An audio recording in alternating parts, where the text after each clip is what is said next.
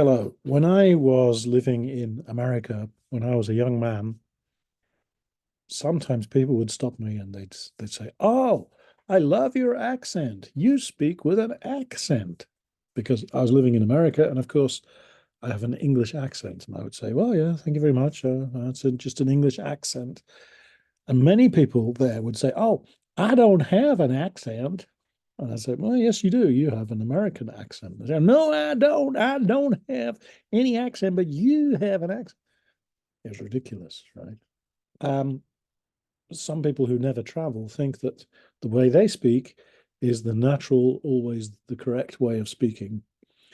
Anything else that's the same language but sounds slightly different, oh, that must be somebody speaking with an accent. Well, of course, I'm here to tell you everybody has an accent. Even when you're speaking Japanese, you speak with a Japanese accent, of course, right?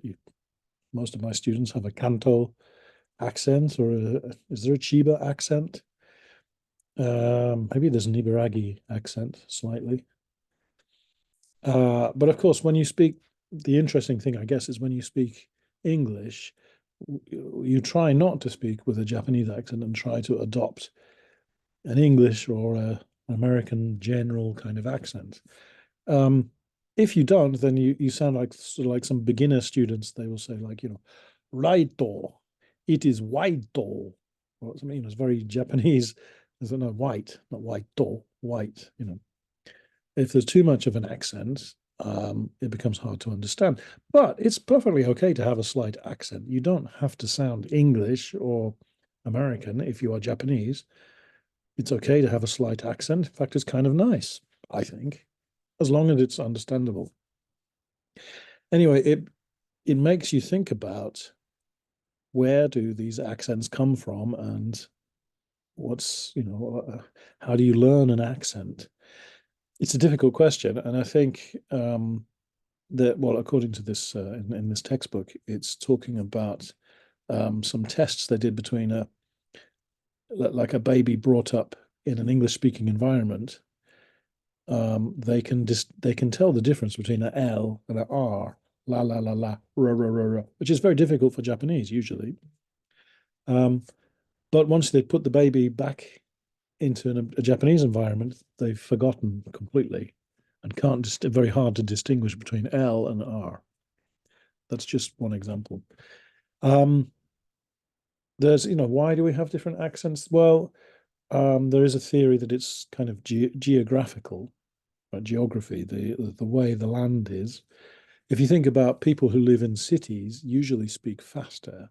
People who live in the countryside usually are a little bit slower in their speaking the language, in Japanese or in English. I guess. I don't know if that's always true. Um, Also, it can be historical reasons. The reasons why Australian English is very similar to British English.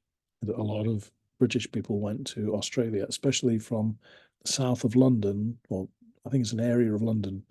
We call it a Cockney accent, which is "all right, mate. How are you, mate? You all right?"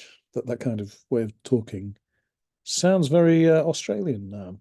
So there's a historical reason why the accent is that way.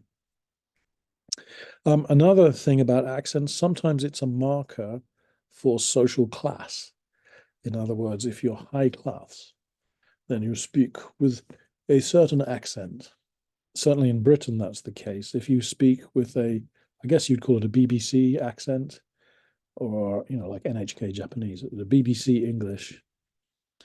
I guess that's the closest to what they call Queen's English, but really only the Queen speaks Queen's English. Well, she's dead now, but I guess it's King's English. But even that is a certain kind of English. It's very polite on the way they talk. It's all in the front of the mouth. Hello, how are you? It's very nice to see you. It seems very old-fashioned and unreal. But if you speak with anything like that accent, it's a marker for English speakers. Oh, they are high class. And if you have a more Cockney accent, all right, mate, how are you? You all right? Yeah, I'm all right. Are you all right? Yeah. That's a marker that says, working class. So, accents, they can be geographic, they can be historic, they can be social class. So it can be a nightmare if you're learning English. Oh, what's this accent? But I think for most, if you're learning English as a foreign language, which if you're Japanese, you are, I don't think you need to stress about it. Don't worry about it. If you get very good at English, you can begin to hear certain accents.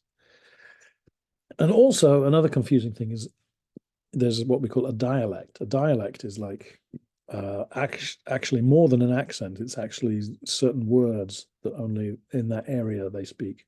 Think about in Japanese, it would be, Osaka Ben is very different from, Osaka Kansai Ben is very different from Tokyo, right? Well, that's more than just the accent. There's also the words. That's called dialect. That's another issue.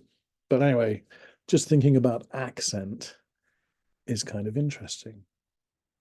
Okay, let me see. I have some questions for you. See if you can consider these. Number one, where does your accent come from when you're speaking your native language? Number two, what accents are harder than others to understand, especially in English? Or maybe in Japanese, which ones are hard to understand? Number three, do accents in Japan have a social meaning as well as geographical ones, or is it only geography?